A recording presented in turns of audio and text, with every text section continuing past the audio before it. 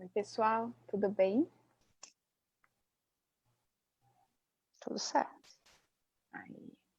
Bom, acho que a gente já está ao vivo, já tem algumas pessoas aqui. Eu estou vendo o Luiz Henrique, a Karen, o Arilton, meu pai, Papis. Já temos gente aqui assistindo a gente. Pessoal, boa tarde. Hoje a gente está em outra plataforma, então é um pouquinho diferente, nós já fizemos desse jeito. Não estamos todas nós na tela, mas eu tenho aqui hoje comigo a Andresa e a Eliane, que são companheiras assim de longa data e trabalham no setor de defensivos, e eu quero muito apresentá-las para vocês. A Andresa, ela é engenheira agrônoma, ela é mestre em entomologia agrícola pela Universidade Federal de Viçosa, trabalhou por toda a carreira na área regulatória de defensivos e passou pela ENDA, pelo Sindiveg, onde ela trabalhou comigo, e atualmente é gerente regulatória da CropLife Brasil. E a Eliane, ela é farmacêutica e bioquímica pela Universidade Federal do Paraná, pós-graduada em Administração, Negócios e Marketing pela FAAP, foi diretora da BIMA, da Agrobio e atualmente é diretora executiva do Sindiveg. Então, essa é a primeira live de uma série em que a gente vai falar de desafios regulatórios, e nessa série, nos primeiros episódios, vai ser só sobre defensivos agrícolas, onde a gente espera ter produtores falando também e os órgãos reguladores. Vamos ver se a gente consegue trazer todo mundo aqui. Bom, os defensivos agrícolas, eu não sei se todos conhecem por esse nome, eles também são chamados de agrotóxicos, produtos fitossanitários, remédio para plantas, internacionalmente são chamados de pesticidas e ainda de veneno por alguns produtores, né? O seu registro é aprovado pelo Ministério da Agricultura, pela Anvisa e pelo IBAMA, e ainda está sujeito às demais políticas do âmbito federal, e aí eu estou dizendo políticas do Ministério da Economia, alfandegárias, de comércio exterior, toda a parte trabalhista, e além de tudo ainda tem que passar por um cadastro estadual. Então, isso torna os defensivos o produto mais regulado, tanto no Brasil como internacionalmente. Bom, eles podem ser químicos ou biológicos, eles podem ser usados na agricultura convencional ou na agricultura orgânica, talvez nem todos saibam disso, e ainda assim geram tanta polêmica por causa da ideologia e da falta de conhecimento, muitas vezes pelo uso indevido também, então a gente também não pode falar que são tudo flores. Então, para começar, eu vou deixar as duas falarem oi, para que elas possam aparecer aí na tela de vocês, e aí eu começo com as minhas perguntas. Lembrando que vocês podem fazer perguntas aí na caixinha de comentários, por favor, não façam na caixa de perguntas, porque como eu estou usando um outro sistema, eu não consigo acessar, tá bom? Vamos lá. Oi, Andresa. Oi, Silvia. Boa tarde a todos que estão nos assistindo. Primeiramente, é um prazer de estar aqui com você e com a Eliane para debater esse tema tão desafiador que a gente atua aí há alguns anos. Primeiramente, acho que é até importante eu dizer o quanto eu estou feliz de fazer essa live contigo, Silvia, que foi uma líder, né, para mim, há alguns anos, e tive a oportunidade também de passar por outra entidade também. Então, eu tive a sorte de ter líderes tão bons para mim e que eu aprendi bastante. Então, prazer conversar com você sobre esse tema, o qual você também é super dedicada e expert. Obrigada. Bom, eu até me emociono aqui, a gente vai tentar segurar até o fim. Eliane, boa tarde, vamos lá, tudo bem? Tudo bem, Silvia? Oi, boa tarde. Queria agradecer aí o convite e parabenizar você pela iniciativa. Eu acho que esse tema é um tema, como você disse, bastante polêmico, mas eu acho que ele é polêmico na medida em que as pessoas desconhecem o assunto. Então, eu acho que a gente está aqui hoje para colaborar um pouco e discorrer um pouco sobre esses desafios regulatórios aí que permeiam a agenda de defensivos agrícolas. Obrigada pelo convite, um prazer estar aqui. Bom, eu que agradeço. Então, a gente tem uma audiência alta hoje. Acho que todo mundo do setor está querendo ouvir o que a gente tem para falar. E só para vocês saberem, tem 577 pessoas nos assistindo agora. Então, eu vou começar com algumas perguntas.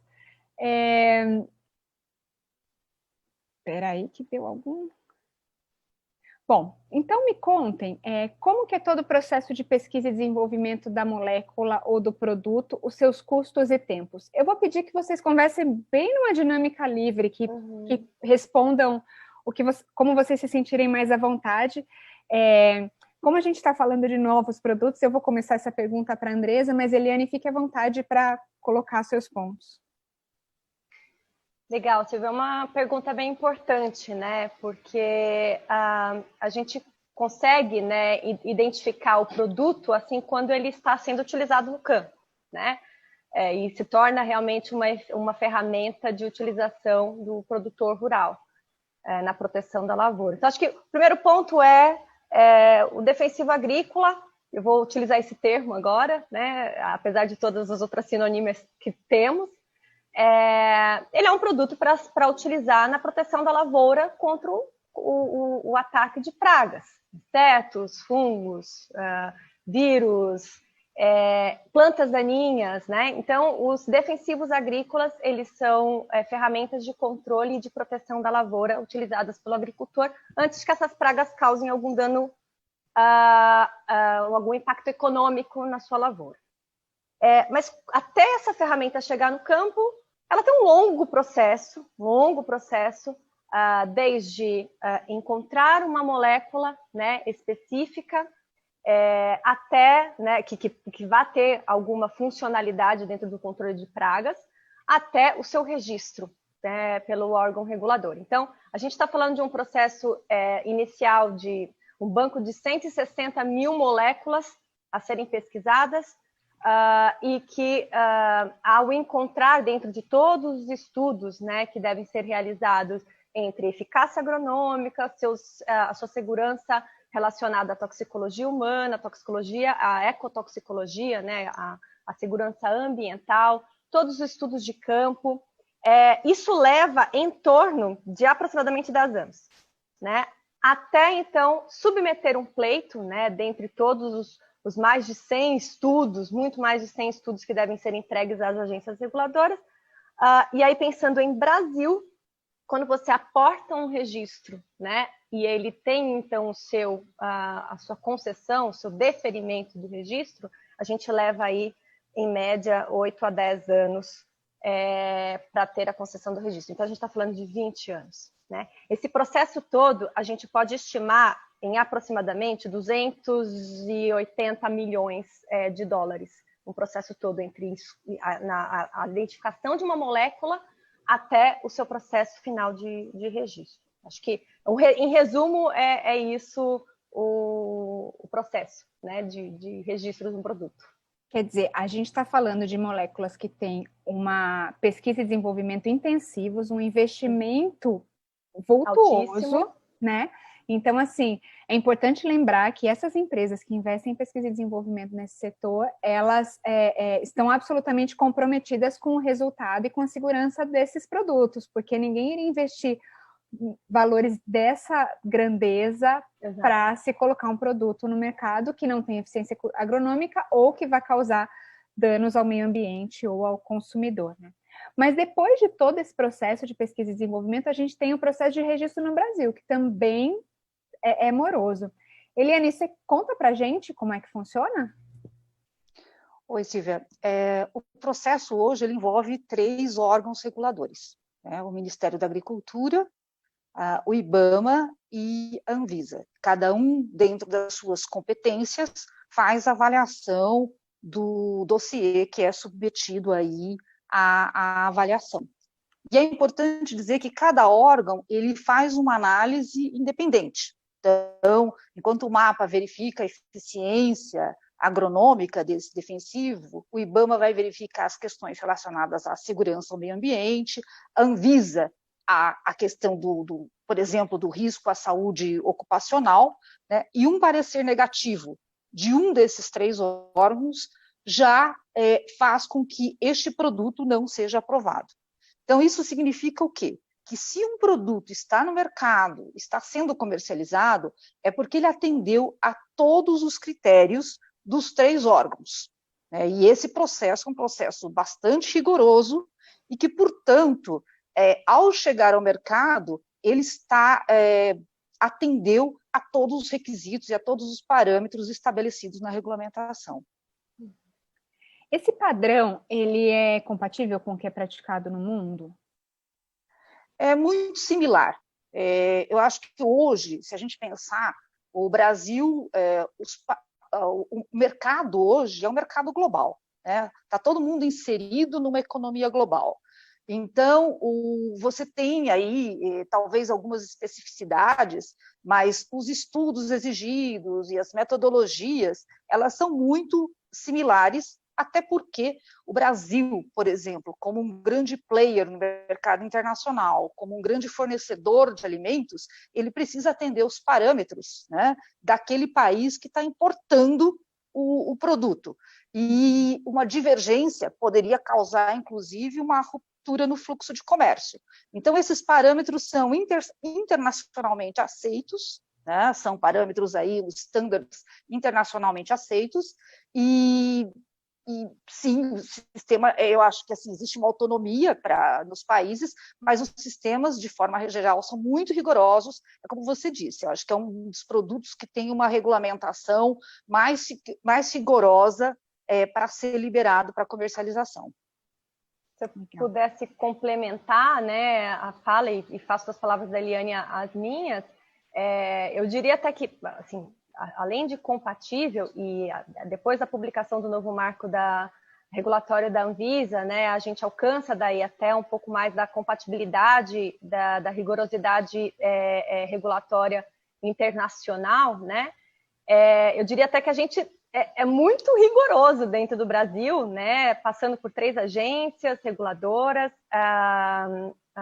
Então, além do processo ser muito rigoroso, aqui no Brasil existe um cuidado não diferente de outros países, especial, né? E porque são produtos especiais, então a análise, né, ela se torna rigorosa e tão especial quanto outros países. Então, diria que é compatível, embora, como a Eliane disse, algumas especificidades brasileiras para esse registro, e que aí a gente pontua, talvez, as necessidades de melhorias dentro das nossas normas, assim como foi feita aí pela Anvisa no ano passado, aí, uma modernização do seu marco regulatório.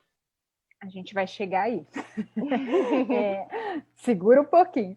Eu queria ressaltar que, apesar de outros países que a gente tem como exemplo de rigor, e aí eu estou falando em Estados Unidos e Europa, o Brasil é um dos poucos que avalia as questões agronômicas, né? Nos Estados Unidos, o registro é concedido pelo órgão ambiental, e na Europa tem a interação do órgão de saúde, mas o Brasil é um dos poucos que avalia se o produto é evidentemente eficaz. Então, eu diria que ele chega a ser um pouco mais rigoroso, e acho que a gente pena pela falta de pesquisa no Brasil, né? Pelas empresas estarem fora, os registros acabam vindo de fora, e aí eles acabam saindo antes lá fora, e a gente tem um gap, porque tem um prazo muito demorado para sair o registro aqui. E aí, antes da gente falar dos problemas, eu queria falar de prazos. Os prazos para aprovação dos registros aqui no Brasil, eles são compatíveis com os do exterior? Eliane, eu vou começar por aqui.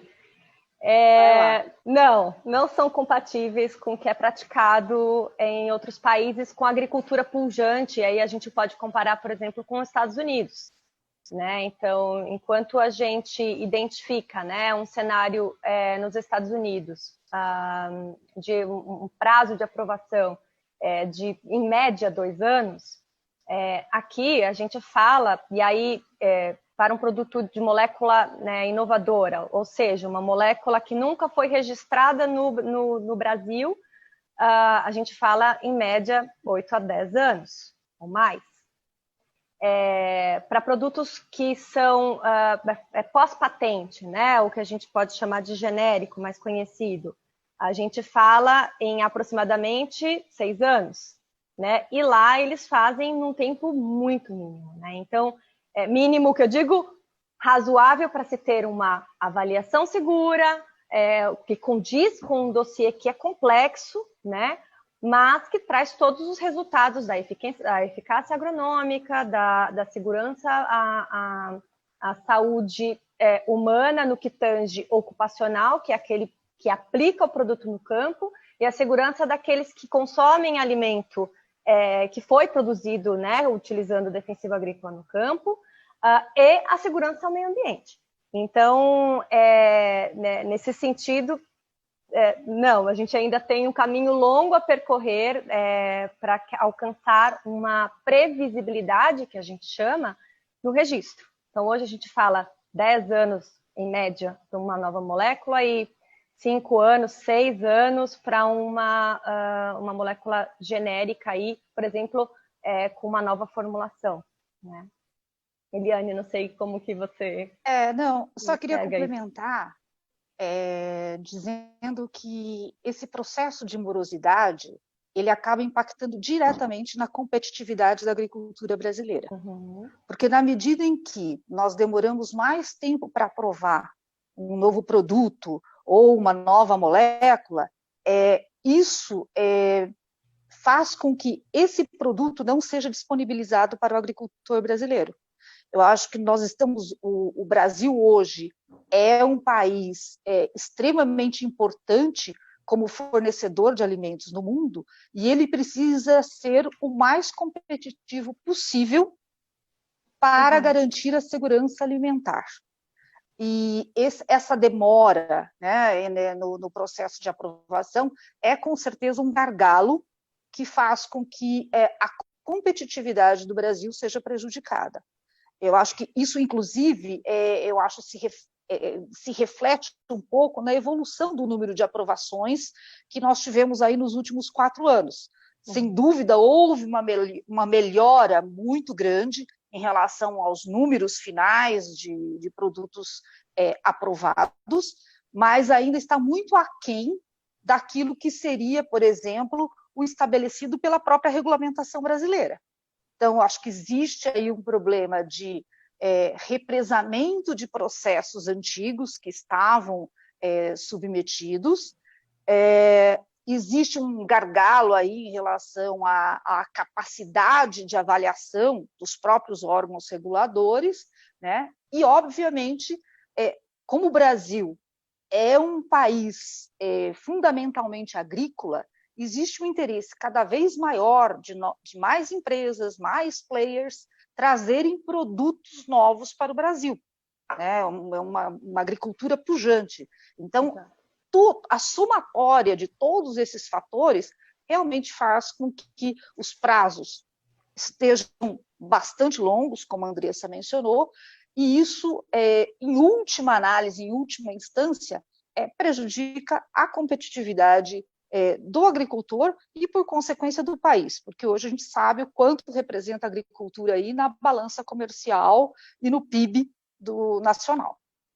Silvia, pode falar. Posso fazer um ping-pong aqui com a Eliane, que a Eliane colocou um ponto muito importante, né? Na disponibilidade de ferramentas para o agricultor, né?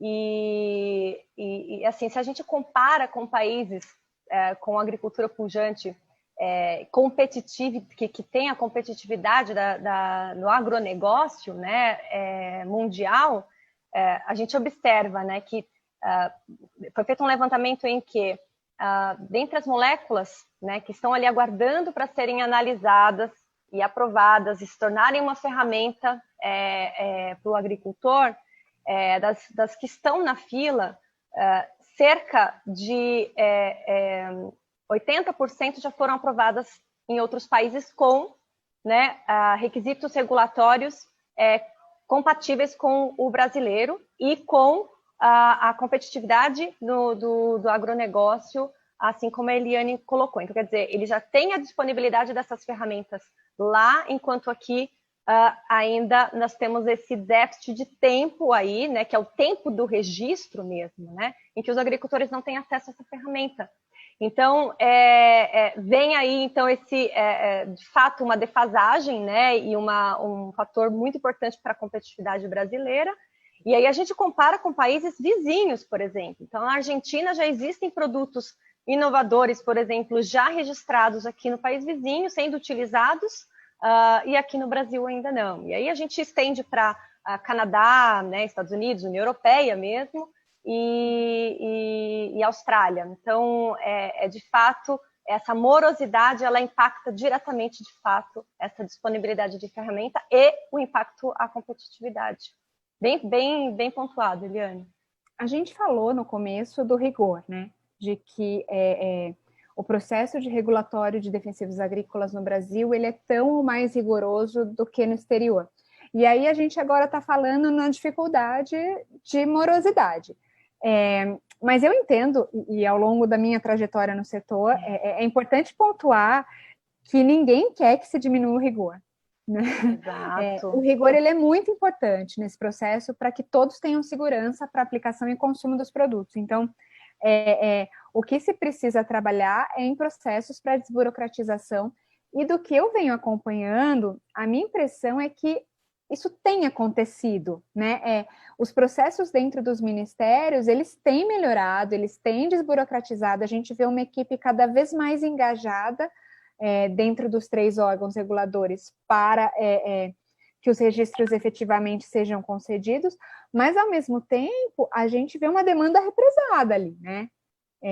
Como é que está essa fila? Vocês têm ideia do número de produtos que está na fila? Só para a gente fazer um paralelo com essas manchetes de tantos agrotóxicos foram aprovados no último ano. Quantos não foram aprovados ainda? Eliane, eu coloco um número do nosso lado, né, de moléculas inovadoras. A gente tem hoje na fila 23 produtos, considerando que, logicamente, existem por volta de 10 a 11 processos que estão ali sendo analisados pela equipe técnica de cada um dos órgãos, né?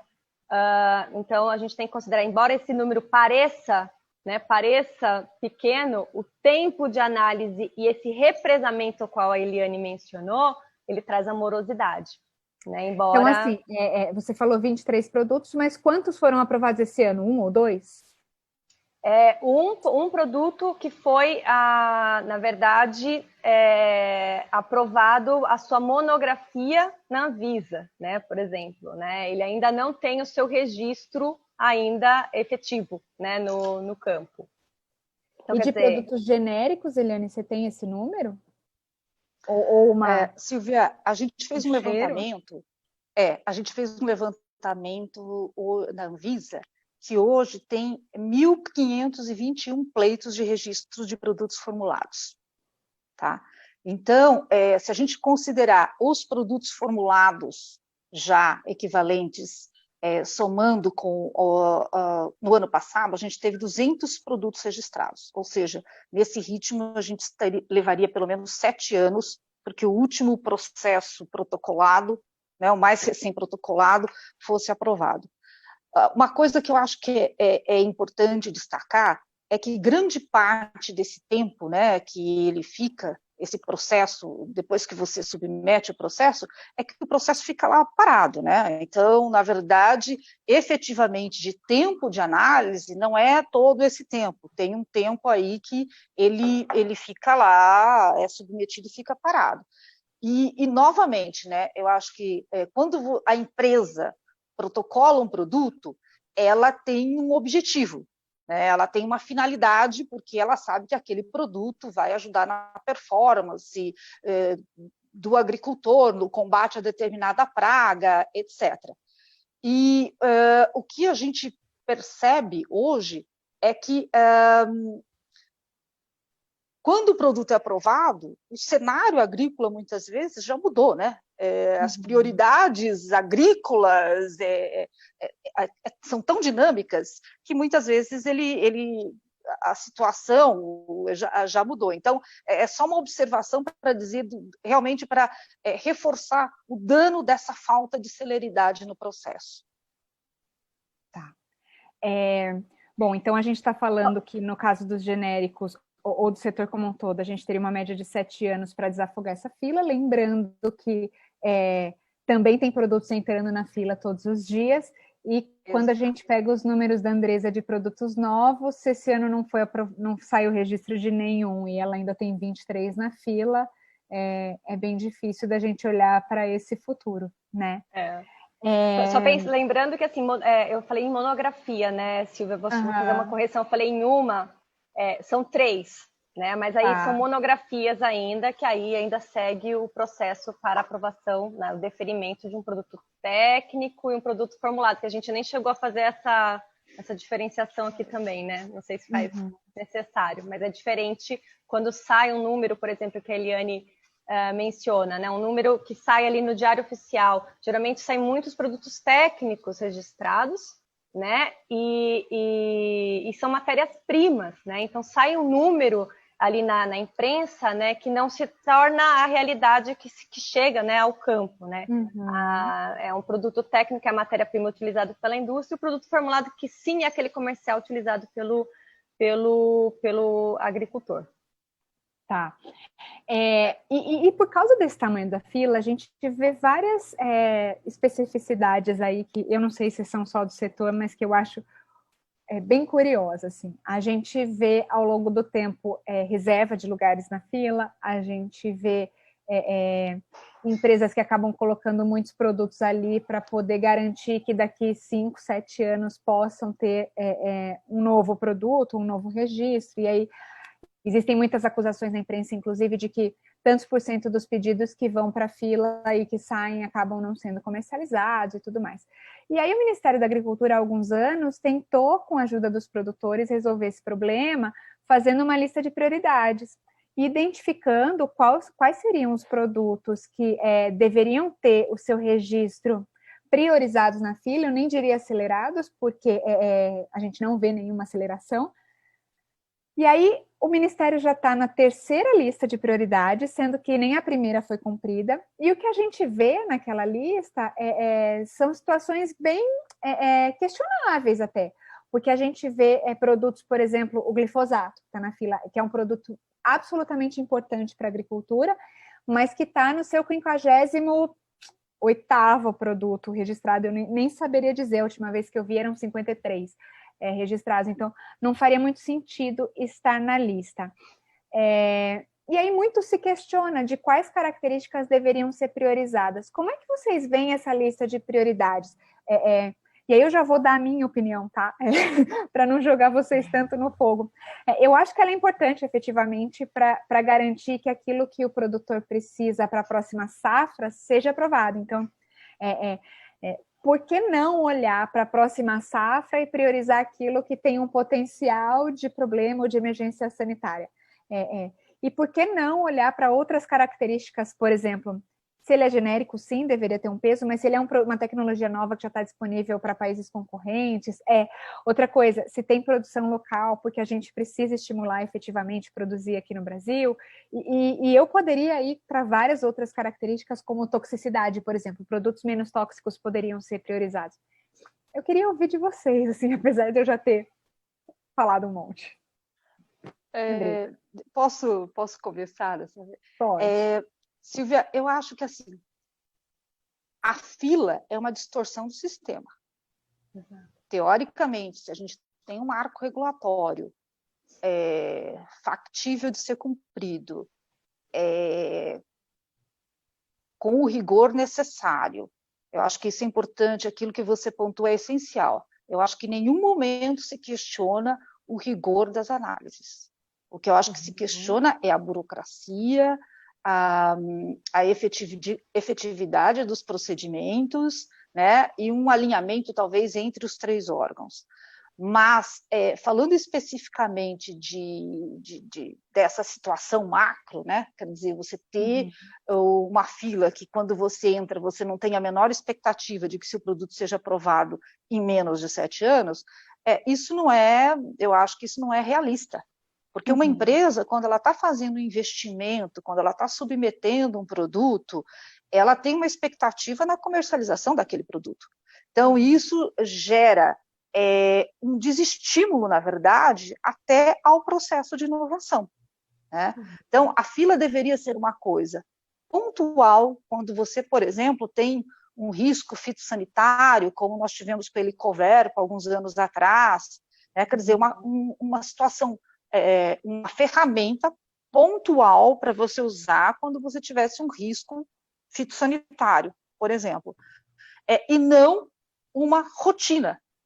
E isso acabou virando uma rotina. E aí eu acho que ele, como uma rotina que é distorcida do processo, ela realmente traz consequências, né? Então, é uma disputa na fila, é uma judicialização dos processos que demoram mais do que são aprovados, e isso gera custo. Então, tudo isso é custo Brasil, né? É custo que você impacta direto na competitividade das empresas no final do dia. E o próprio desestímulo, né, Eliane, o próprio investimento, né, no Brasil. É perfeita a colocação, eu concordo com a Eliane. Isso é uma distorção realmente do que deveria ser a previsibilidade de um registro de um produto, né, a disponibilização dele, o que deveria ser uma realidade, né. Eu acho que ao longo do tempo, para tentar sanar, né, esse problema da morosidade dos registros, diversas ferramentas, eu vou falar ferramentas, foram tentadas aí para tentar, foram tentadas para buscar aí uma previsibilidade, uma disponibilização desses produtos aos agricultores. A priorização, né, estabelecida pelo Ministério da Agricultura, ela é uma delas, né? Assim como outras que foram tentadas ao longo do tempo, né? Que seriam as medidas desburocratizantes que a gente diz, né? Mas elas são pontuais, como a Eliane disse, né? A gente precisa observar de fato a realidade do que é necessário, né?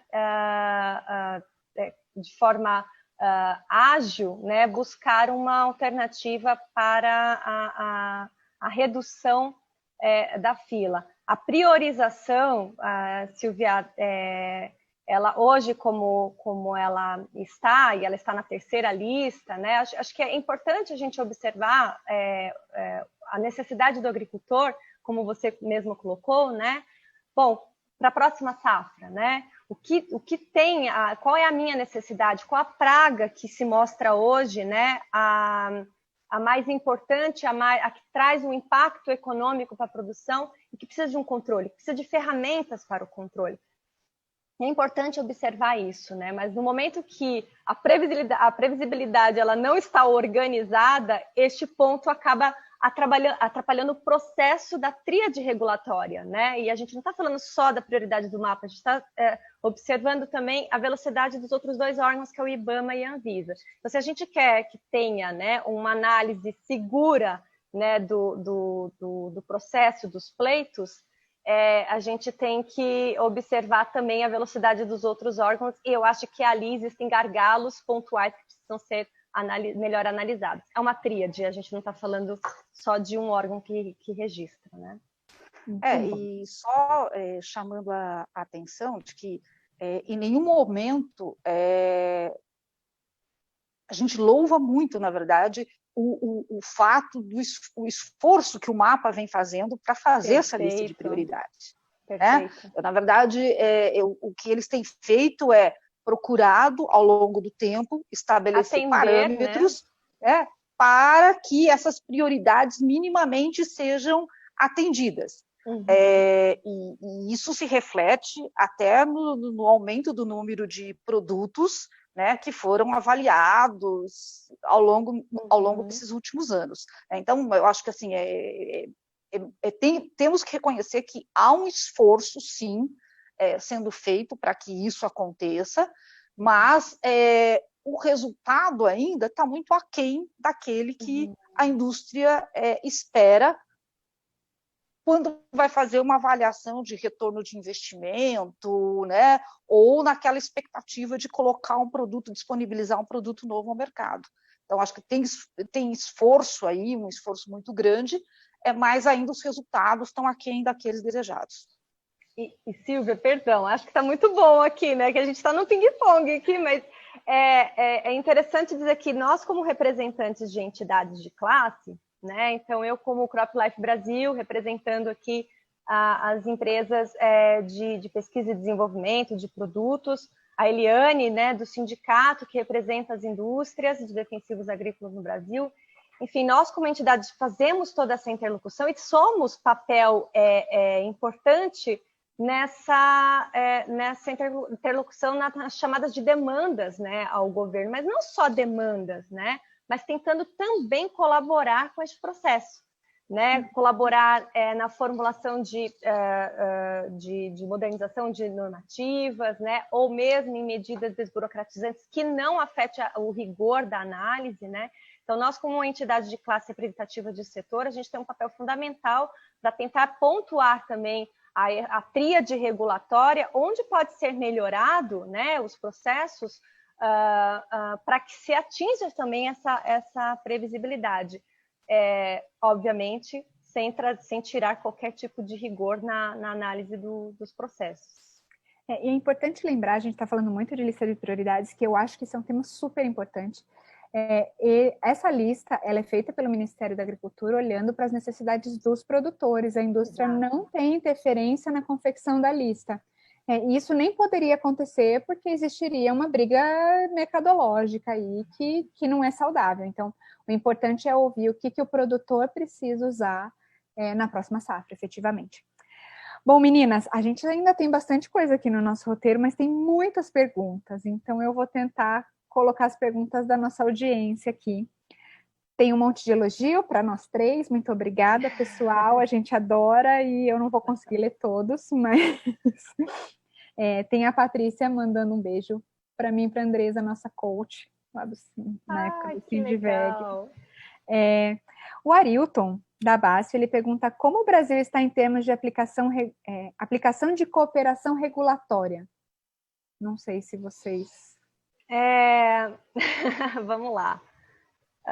Vou tentar responder, assim, é lógico que sem muitos detalhes, mas pegando um pouco do exemplo da Anvisa, né, com a modernização do marco regulatório, trouxe uma previsão de fazer o que eles dizem análise por analogia, né, que seria assim, basicamente, bom, se o produto inovador ele está registrado num país de semelhança regulatória ao Brasil, bom, então eu posso, né, utilizar daqueles estudos, né, apresentados àquele país, por exemplo, os Estados Unidos, né, apresentados àquele país, os resultados, né, mas haverá uma análise, obviamente, por parte da Anvisa, né, com todos os requisitos e exigências estabelecidas por legislação brasileira, mas aquela análise já colabora, né, para uma tomada de decisão também da agência.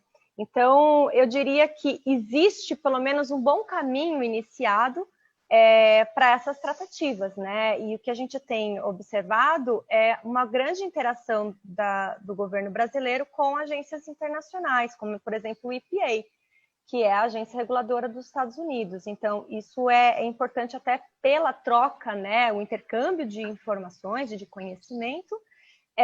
E existe, né, um fórum em que, por vezes, se uma molécula está sendo analisada por países diferentes no mesmo tempo, eles podem fazer esse comitê de análise conjunta. O Brasil, ele já, de alguma forma, participou, mas como existe uma morosidade no processo, uma molécula que está sendo analisada, vamos supor, pela União Europeia e Estados Unidos, Canadá hoje, né, e poderia participar deste comitê, essa molécula está lá atrás na fila. Então, não daria, fica um pouco descompassado a participação do Brasil para uma avaliação conjunta com essas agências reguladoras internacionais. Mas eu acho que a gente tem que pensar que um caminho já foi iniciado e isso é o importante. Eu acho que esse descompasso causado pela fila é lamentável, mas a gente não pode deixar de reconhecer que é um grande avanço essa análise. Exato. Por analogia. Eliane ia falar alguma coisa? Desculpa. Não, só ia comentar que eu acho que ainda existe muito espaço para aprimorar esses acordos multi ou bilaterais, esses termos de cooperação aí, porque, de fato, não se justifica que uma análise, um estudo similar tenha sido feito num outro país, e você tenha que repeti-lo exatamente aqui no Brasil. Então, acho que na medida em que as agências reguladoras elas amadurecem e elas estabelecem parcerias ou cooperação, isso facilita muito no sentido da fluidez do conhecimento. Né? Eu acho que isso colabora muito com o amadurecimento, inclusive, de sistemas regulatórios que, às vezes, como no caso do Brasil, é mais moroso. A gente tem exemplos, acho que, muito bons em relação a isso, e acho que a Secretaria de Relações Internacionais, nessa gestão, por exemplo, tem buscado esse tipo de cooperação em parceria com a SDA. Perfeito, tem papel fundamental. A gente não pode esquecer que, eventualmente, o ambiente é diferente, o solo é diferente, mas as pessoas estão iguais. Então, as questões toxicológicas, elas podem, evidentemente, ser aproveitadas, né? Eu vou continuar aqui, gente, senão a gente tem 20 minutos para dar aquela 1 horinha. É claro que o Instagram não me derruba mais e a gente pode ficar aqui algumas horas, tá tudo bem, mas... Vamos lá. O Ibiapaba, nosso amigo do Citrus, coloca: parabéns, meninas, sou fã das 3. E aí ele pergunta, além das questões regulatórias oficiais, como estão vendo o endurecimento dos padrões privados, principalmente por parte das certificadoras? Acho que ele está falando em secondary standards aqui, né? Bom, eu vou dar essa sequência aqui. A gente tem um grande desafio este ponto, né? Porque ele trata aqui basicamente das exportações de produtos, né, Silvia? A gente está falando de produtos que utilizam, né? Se utilizam produtos agrícolas, commodities agrícolas, né? Se utilizam de defensivos agrícolas e que aí, quando exportados, né, eles têm algumas exigências aí em relação a limites máximos de resíduos, né, de defensivos agrícolas. E, Bia, eu diria assim, é um grande desafio dos produtores, conjuntamente com essas certificadoras, né, para tentar encontrar um balanço e explicar um pouco da realidade da agricultura brasileira, né, e da utilização dos produtos aqui no Brasil. Mas, ao mesmo tempo, a gente sabe do quanto é importante essas certificações aos produtos produzidos aqui no Brasil para a sua exportação. Então, enfim, é um grande desafio aí, produtores, companhias, né, empresas, e cada vez mais a disponibilização de ferramentas inovadoras que trazem uma menor dosagem, né, menores efeitos ao meio ambiente, à saúde humana. Eles certamente seria aí um gatilho, né, para você alcançar daí e superar esses desafios trazidos pelas certificadoras, que eu entendo que é bem importante para os agricultores que exportam aí ter, né, a certificação. Não sei se respondeu ao colega, Bia, mas a gente fica à disposição para conversar um pouco mais. Não tenho nada a acrescentar. A doutora Lídia, eu vou tentar fazer um bate-bola mais rápido aqui, tá? A doutora Lídia, ela pergunta quais as razões da demora. Na verdade, ela colocou isso na hora que a gente falou do tempo de registros, que já foi respondido, e se a quantidade de pleitos é muito maior. Acho que a gente também já falou sobre isso. Aí ela coloca que no ano passado, mesmo com toda essa demora, foram ajuizadas ações requerendo cancelamento de registros de produtos por uma suposta velocidade de aprovação. Como vocês entendem essa questão? Eu desconheço isso. Também não. Eu não sei se a doutora Lídia está dizendo o ajuizamento por parte da ADI, ali a portaria do Ministério da Agricultura, né? Mas eu diria assim, numa frase, se os registros foram concedidos, é porque eles passaram pela rigorosidade dos 3 da tríade regulatória, né? Então, ele passou pela segurança ambiental, toxicológica, para a saúde humana, e ele responde à eficácia agronômica pretendida. Então, se ele respeita as condições e exigências da lei, não há que se dizer que o registro ele é legal. Então, esse ajuizamento aí, na minha opinião, ele está fora, não condiz à realidade dos fatos, né? De uma legal aprovação dos produtos. Só para complementar, acho que se o produto está no mercado, é porque o cliente vê valor naquele produto, né? Se ele está no mercado, ele já atendeu aos requisitos técnicos, e se ele permanece no mercado é porque o cliente entende que aquele produto faz uma avaliação de custo-benefício e ele traz um benefício para o agricultor. Então, isso acho que é uma dinâmica de mercado. Não existe o produto antigo ou o produto novo. Acho que tem o produto que atende àquela exigência do agricultor. Uhum. Bom, a Wanda Jimenez, da BASF, ela pergunta como buscar maior eficiência no sistema regulatório. Acho que a gente ia chegar nesse ponto, mas se vocês quiserem já dar um cheirinho do tema aí. Posso começar dizendo que eu acho que a gente entende que uma grande dificuldade hoje é a falta de informatização. Se você tivesse, por exemplo, uma plataforma unificada que estivesse ligando os 3 órgãos regulatórios de tal forma que houvesse uma fluidez nesse processo, né? Isso já reduziria muito o tempo de espera e o tempo de análise. Uma outra questão seria, eventualmente, uma análise prévia dos processos, né, para fazer uma triagem, porque, como a Andressa colocou lá no passado, algum tempo aí, se você tem um produto, uma molécula nova, etc., obviamente que você tem um prazo do aprendizado do próprio regulador, da busca de informações para que aquele produto seja avaliado. Se você está falando de um produto técnico ou um produto formulado equivalente, você está falando de princípios ativos que já foram aprovados, de produtos que já foram analisados, né? Então, você faz uma avaliação de risco do mesmo princípio ativo inúmeras vezes. Eu acho que teria que haver algum sistema com um acúmulo do aprendizado na avaliação de risco daquele ingrediente ativo que pudesse ser utilizado e que se refletisse numa celeridade do processo. Então, uma plataforma talvez única, um banco de dados alimentado conjunto pelos 3 órgãos, traria, sim, um benefício aí bastante razoável dentro do sistema, sem interferir em nada no rigor regulatório para a avaliação do produto. Antes de vocês continuarem nessa questão ainda, a Kelly Taschini, ela coloca, faltam servidores. E é real, né? Se eu tivesse que colocar uma lista de pontos que precisariam melhorar, talvez esse fosse o primeiro, ou o segundo, né? Se a gente falasse na questão da unificação dos sistemas e tal. Eu me lembro, e eu não tenho esse número atualizado, que o número de servidores empenhados no registro de defensivos no Brasil chegava a ser 20 vezes menor do que nos Estados Unidos. Vocês têm ainda essa comparação?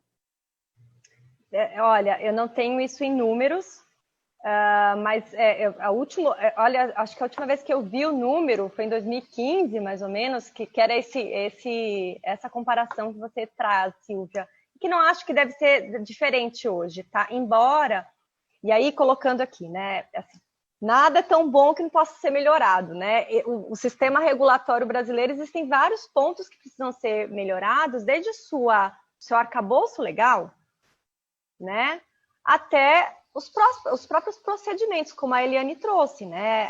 Por exemplo, a melhoria regulatória nos órgãos, a informatização, eu acho que é um grande ponto, né? Eu acho que a informatização, e que a gente está falando de um sistema regulatório que ele não é unilateral, ele está contando com 3 agências, né? Então, pensando sem pensar na unificação que já foi mencionada há algum tempo pelo setor, né, Silvia?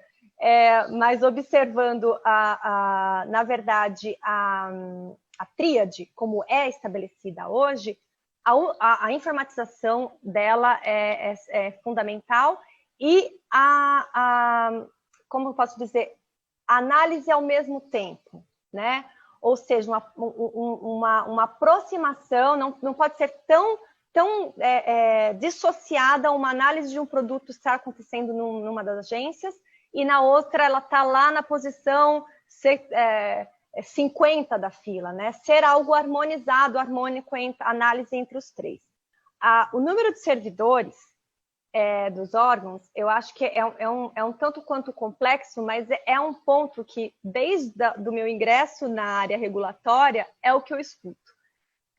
Seria, de fato, um ponto a ser melhorado, é o gargalo, né? O gargalo para se alcançar essa celeridade, a celeridade sem perder o rigor, a celeridade da análise dos processos que estão na fila hoje, ela seria muito bem aproveitada se tivesse um número adequado de servidores nas agências, né? Porque acho que todo o processo, o acúmulo de conhecimento, como a Eliane disse, pelas agências, ela vem acontecendo ao longo dos anos. E se a gente for observar nos últimos 5 anos, 6 anos, isso realmente melhorou. Tanto que foi modernizado o marco regulatório da Anvisa. A avaliação do risco foi adotada, né, com a implantação do GHS. Quer dizer, embora ainda com alguns pontos ainda muito específicos aqui do Brasil, o que é uma avaliação do risco comparada em outros países, mas eu acho que foi um grande avanço, né, da Anvisa. O IBAMA está no mesmo processo, quer dizer, o IBAMA também está observando a adoção da avaliação do risco, já é hoje uma realidade para polinizadores, ela está observando para outros organismos não-alvo. Lógico que a gente ainda tem um pouco de previsão, né, por parte do IBAMA em relação à publicação dessas normativas, mas tudo isso são meios, né, de se alcançar sempre a previsibilidade. Mas o número de servidores, ele esbarra num ponto aí muito sensível, né, e que foge um pouco do nosso alcance de poder colaborar, mas acho que há caminhos para que isso seja de fato alcançado. Bacana. Bom, o Léo da ProSoja, ele pergunta, boa tarde, além dos defensivos químicos, temos os biológicos, que a gente falou no começo da nossa live. Como vocês veem o avanço dos defensivos biológicos? Aí eu vou continuar aqui numa outra pergunta dele também, e como vocês entendem a questão dos produtos produzidos na própria propriedade para uso próprio, o on-farm? E aí, acho que ele está falando dos biológicos, não sei se a Andresa...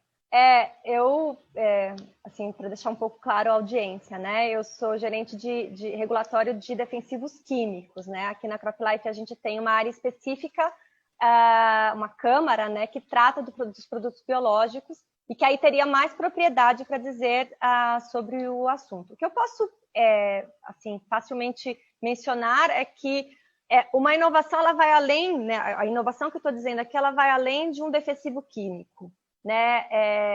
E sim integrar todas as ferramentas que o agricultor possa ter para proteger sua lavoura e alcançar a máxima produtividade, como, por exemplo, aliar no manejo integrado de pragas os produtos biológicos junto com os produtos químicos. Fora a tecnologia de sementes que é utilizada, né? A biotecnologia, e aí fertilizantes, e enfim. Eu acho que é uma integração, né, de produtos, quando a gente fala de inovação na agricultura, não só de biológicos, mas também de produtos químicos. Acho que é sempre uma integração. Estou com a Andressa. Eu acho que não existe nenhuma dicotomia entre os químicos e os biológicos. Eu acho que o agricultor tem que tirar o melhor proveito, né, das tecnologias que estão aí disponíveis. E, sem dúvida, o controle biológico ele evoluiu muito nos últimos anos. A gente pode observar que, inclusive no Brasil, o número de produtos, né, aprovados biológicos tem crescido de uma forma bastante consistente. Recentemente foi promulgada aí a política nacional, o Programa Nacional de Bioinsumos, que incorporam aí os produtos de controle biológico. Em relação à produção on-farm, o que eu entendo é que precisa ter parâmetros adequados. Eu acho que, assim como na produção de defensivos químicos, em que você tem uma série de exigências, uma série de parâmetros e rigor para que eles sejam produzidos, igualmente para biológicos, você vai ter que ter um marco regulatório que estabeleça os parâmetros para que ele possa ser produzido com qualidade. Então, desde que a gente tenha marcos regulatórios, um framework bastante consistente, né, não tem problema. Acho que tem que obedecer o marco regulatório. Eu acho que, inclusive, é isso que está em discussão hoje numa consulta pública que o Ministério da Agricultura publicou recentemente. Bacana.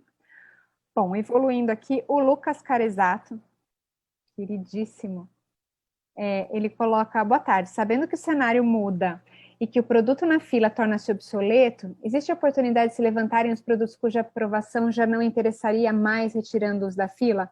E aí o Léo da ProSoja, ele coloca: Lucas, não interessaria para quem? Para a indústria ou para os agricultores? Eu queria contextualizar aqui. A Eliane, ela falou que os produtos demoram tanto que muitas vezes eles já são obsoletos na agricultura. Mas existe uma questão também, que é a resistência de pragas. Então, eventualmente, um produto que hoje ele não possa ser usado porque não tem aquela praga ou porque a praga se tornou resistente, ele pode se tornar emergência lá no futuro. Então, ele pontualmente, em alguns casos, ele poderia ficar na prateleira mesmo para aguardar um outro momento. Então, eu acho que faz sentido essa pergunta do Léo para o Lucas de não interessaria para quem? Para a indústria, para os agricultores, né? Porque, eventualmente, a indústria não tenha mais aquele apelo comercial naquele momento, mas para o produtor é importante que isso esteja disponível no momento em que ele precisar. Eu não sei se vocês querem completar, eu só quis...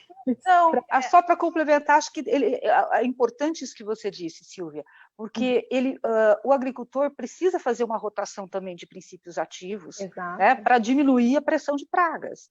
Então, essa é uma alternativa, é parte, inclusive, aí do manejo integrado de pragas, do MIP, porque você precisa, e essa é uma das técnicas, uma das ferramentas que é utilizada. Então, inclusive, quando você diz, você mencionou lá o glifosato, às vezes ele está lá na 53ª aprovação. Para aquele fabricante, ele talvez tenha ali acrescentado alguma tecnologia que faça um diferencial do ponto de vista de performance do produto. Então, para o fabricante, naquele momento, aquele produto é importante. E o Léo está certo, é o agricultor que, no final, é o cliente final, e é ele quem decide. Ele vai fazer uma avaliação de custo-benefício dos produtos e vai chegar ali a uma composição, quer ele seja químico, biológico, obedecendo, inclusive, ao manejo integrado, para que ele tenha a possibilidade, na verdade, de produzir produtos agrícolas mais sustentáveis. É o cenário, né, que estabelece, né, que vai, o cenário que eu digo dentro no campo, né, que vai equilibrar a necessidade dos produtos, e a rotação de produtos, ela é essencial, né, a observar quais são os modos de ação daquele produto, né, para que não se atinja ao que a gente não deseja, que é a resistência da praga, né? Então, fazer a rotação dos modos de ação de cada produto, isso é muito importante. Então, por isso, ter a disponibilidade, né, de um portfólio de produtos que possa, né, dar essa segurança ao agricultor de que ele vai utilizar e vai controlar aquela praga que possa causar um impacto econômico é essencial. Quando a gente fala, rapidamente para finalizar, quando a gente fala de produtos que estão ingressando agora no setor, as companhias elas observam hoje muito mais a sua especificidade, né, para controlar uma praga, e a redução que o uso não cause, né, não cause danos ao meio ambiente, ou reduza esses danos ao meio ambiente.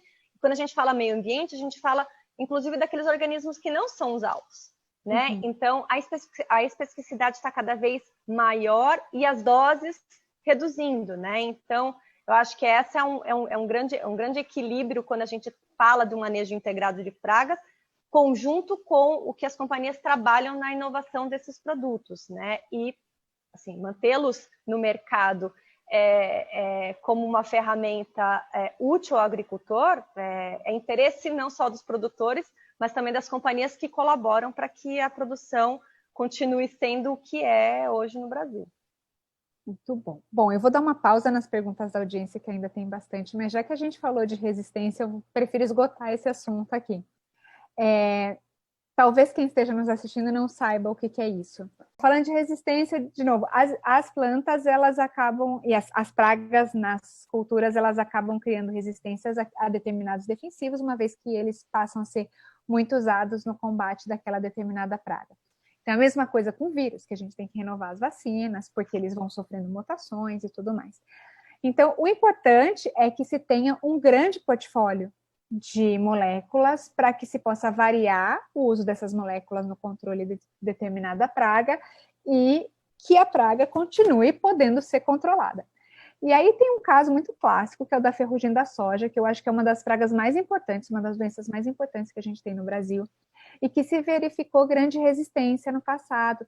E aí foi um caso emblemático, porque o Ministério da Agricultura começou uma reavaliação agronômica, que foi dizendo, olha, precisamos avaliar se os defensivos que estão disponíveis no mercado, se eles estão aptos a combater e, inclusive, sob pena de tirar esses produtos que não estivessem combatendo essa determinada praga do controle desta praga. Isso não quer dizer que eles iam tirar o produto de mercado, mas ela não ia estar mais registrada para aquela praga.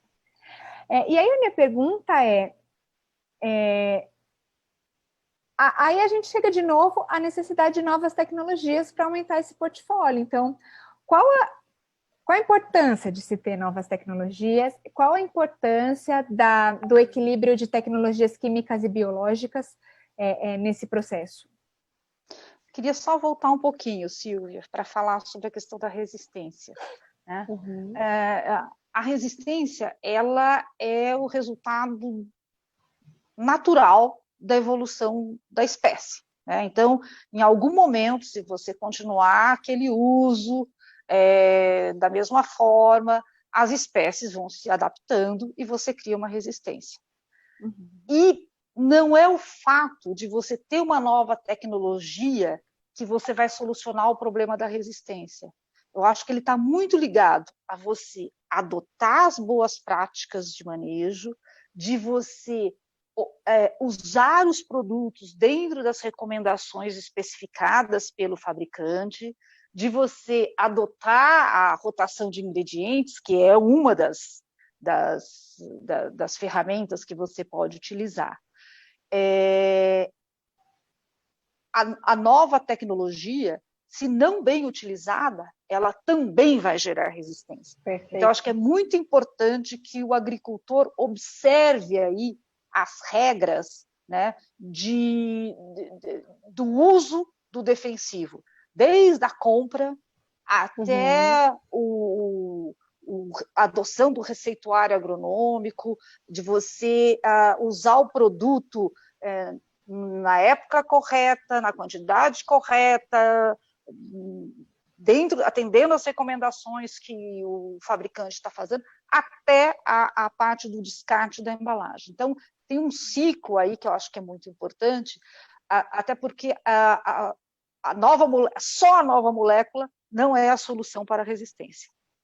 Acho que era importante pontuar isso, porque, inclusive, recentemente, o Sindiveg lançou aí algumas regras, que são as 10 regras de ouro, que é justamente para você alertar o agricultor, né, de quais são os cuidados que ele precisa ter, desde a compra até o uso do produto. E isso são as regras que você deve observar justamente para o quê? Para que você não tenha resistência lá no campo. Então, as novas tecnologias nem sempre são a garantia de que essa resistência por si só estará resolvida.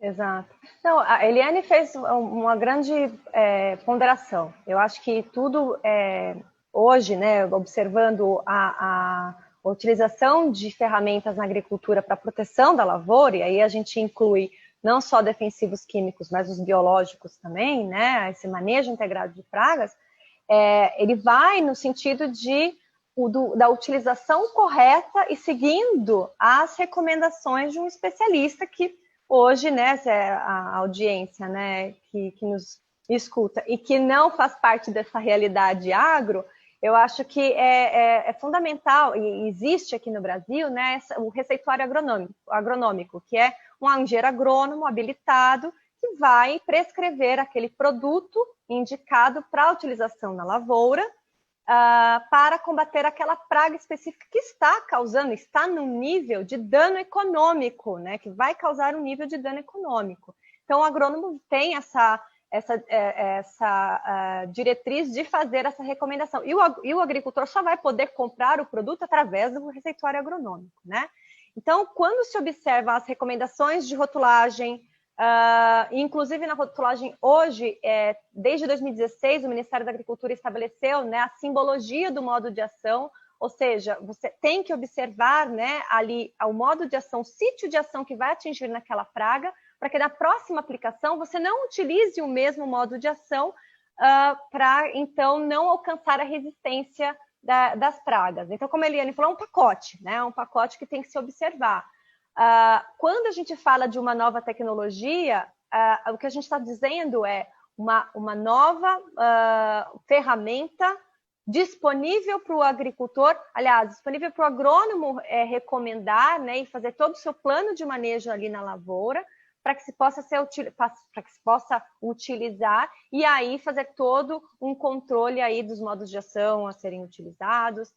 Existe a especificidade do produto, ou seja, um produto ele é desenvolvido com uma especificidade, então se a gente observar para a resistência de ferrugem da soja, que é um grande desafio para os produtores de soja, né, e como a Silvia falou, passou, né, os produtos indicados para essa doença, que é uma doença fúngica, passou por uma reavaliação agronômica, né? Mas quando conversado com o Ministério da Agricultura e pesquisadores da Embrapa, enfim, produtores, a gente chega a uma conclusão de que não dá para você utilizar um modo de ação só. Existem combinações, né? Existem as recomendações para um controle que a gente diz preventivo, que se começa desde ali do início, né? Isso depende ali da época do ano, né? Ou até da severidade dessa praga na lavoura. Então, tem que se observar tanto o preventivo quanto o de remediar, que é aquele curativo, que você aplica e ele vai curar a lavoura, né? Então, é um pacote, né? Mas cada vez as moléculas inovadoras são mais específicas, observando, obviamente, o respeito principalmente a organismos não alvo, né, como polinizadores, aves, né, répteis, são aqueles organismos que não querem ser atingidos, né, e a saúde do ocupacional e do consumidor. É importante lembrar também, né, gente, que o produtor brasileiro, ele é altamente tecnificado, ele é inteligente, ele faz conta, e que os defensivos têm um alto custo dentro dos custos de produção agrícola. Então, assim, se o produto não estiver funcionando e o agricultor identificar que não está funcionando, ele vai comprar. Então, também tem o interesse da indústria de que não tenha um uso excessivo daquela determinada molécula naquela cultura, para que não crie a resistência, porque isso dá vida curta ao produto. Então, é melhor que o uso seja racional, para que o produto possa ser usado mais vezes, ter um controle mais eficaz e ele continue no mercado. Então, assim, todo mundo faz conta, né? É importante a gente identificar que o uso não racional, ele não... Ele é cerca de 30%, né? Cerca de 30% do custo de produção, ele vem de um defensivo químico, né? Então... Semana que vem a gente vai ter produtores aqui falando desse tema, então eles vão poder falar efetivamente desse custo, mas eles olham para essa questão. Exato. Olhando aqui outras perguntas, o Rodrigo Baiocchi, da Agrodefesa, está fazendo um presta atenção aqui, Andresa, esperando a CropLife no tema de cooperação com a Agrodefesa para estímulo às boas práticas. A educação sanitária continua, Andresa. Terá. A Paula Rigoni, nossa colega aqui, querida, coloca, não sei se a minha pergunta chegou, mas vai de novo. Qual a percepção sobre o impacto da opinião pública no ambiente regulatório? E aqui eu vou colocar mais coisa, vou colocar um pouco mais de pimenta aqui, já que a gente tem 3, 4 minutos para fechar. A gente vê que esses debates carregados de ideologia, eles rivalizam o produto convencional com o orgânico, né? E a grande verdade o produto orgânico, ele também precisa de controle de pragas, ele também usa defensivos agrícolas, na maioria das vezes fabricado pelas mesmas empresas que produzem os defensivos químicos. Diante disso, não seria melhor discutir o uso correto e seguro ao invés de discutir o uso ou não desses produtos? E aí agrego a pergunta da Paula de que se essa discussão ela acaba impactando no ambiente regulatório, se ela traz mais dificuldade e que possa colaborar, inclusive, com essa morosidade que a gente falou no passado. Eu acho que o que traz mais rigorosidade é a falta de conhecimento. Eu acho que a partir do momento em que você está aberto a ouvir, aberto a entender, aberto a aprender, é impossível que você explicando todo o sistema regulatório, todo o rigor do sistema regulatório, ainda exista questionamento sobre as aprovações dos produtos, né? Em relação à questão de orgânicos, convencionais, biotecnológicos, biodinâmicos, etc., eu acho que todo o sistema de produção é válido. Existe espaço para todo mundo. O que eu defendo é que cada um desses sistemas tem que ter marcos regulatórios muito rigorosos, que é exatamente aquilo que você disse. Não é porque ele é orgânico que ele é menos perigoso do que não. Eu acho que a partir do momento em que do que um convencional ou um OGM, porque a partir do momento em que você não segue aquele marco regulatório que está preconizado, que foi pensado para garantir a segurança do produto, qualquer um desses sistemas pode apresentar problema. Então, existe aí, eu acho que uma preocupação muito grande em relação aos defensivos químicos especificamente, de que sim, na medida em que você tem uma percepção negativa do produto, você tem que investir mais em treinamento. Então, acho que o uso seguro e correto é uma resposta que a indústria dá para a sociedade no treinamento dos usuários desse produto. Então, recentemente, a gente lançou, inclusive, uma plataforma que está muito mais focada no pequeno produtor, né? Isso é uma plataforma de treinamento EAD, onde você pode aprender sobre a segurança do produto e aprender sobre a tecnologia de aplicação. Então, acho que aí é um trabalho coletivo, né, da entidade que tem que cumprir o seu papel entre a indústria, o regulador e a sociedade. Rapidamente, assim, excelente explanação da Eliane, ela abarcou todos os pontos aí importantes para responder isso, né? Eu acho que, como a Eliane mencionou, todas as formas de produção, né, elas são louváveis e há espaços para todos. E é louvável porque uma produção agrícola é dificílima, né? Tem intempéries climáticas, de pragas, né, custos. Então, é louvável a produção agrícola, né? Então, eu acho que, primeiro, existe a desinformação em relação à agricultura, eu acho que de uma maneira geral. Quando a gente observa as formas de produção, orgânica e convencional, eu acho que ambas têm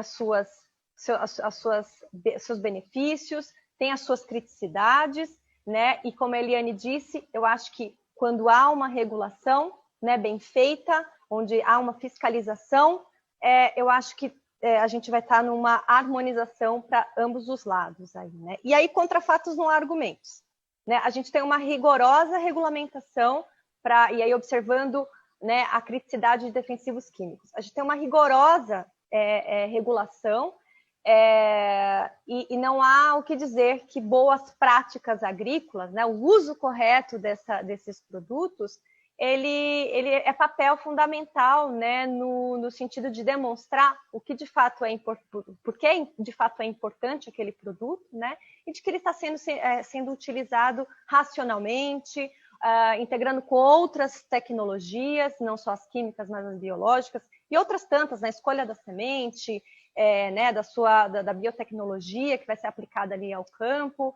A tecnologia de aplicação é muito importante. Então, mesmo grandes produtores, como os produtores familiares, né, eles têm hoje assim, algo diferente do que décadas atrás, né? Maior informação. E eu acho que é um papel fundamental também, não só do setor público, mas do setor privado, fazer essa comunicação aos agricultores.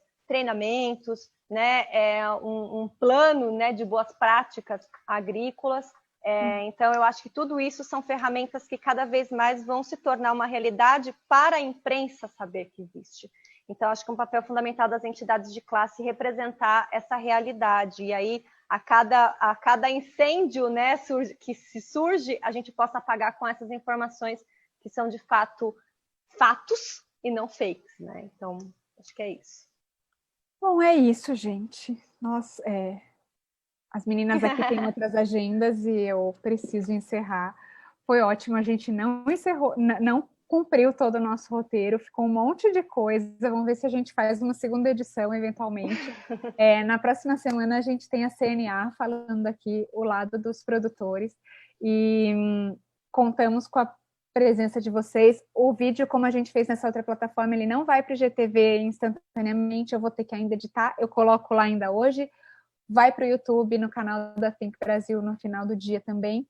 E eu quero muito agradecer vocês duas, foi ótimo, não só pela conversa, mas por poder rever vocês. Obrigada, Silvia. Eu que agradeço o convite, foi uma honra realmente estar aqui com você e com a Eliane nesse bate-papo. Tem muito mais para falar, acho que isso é legal.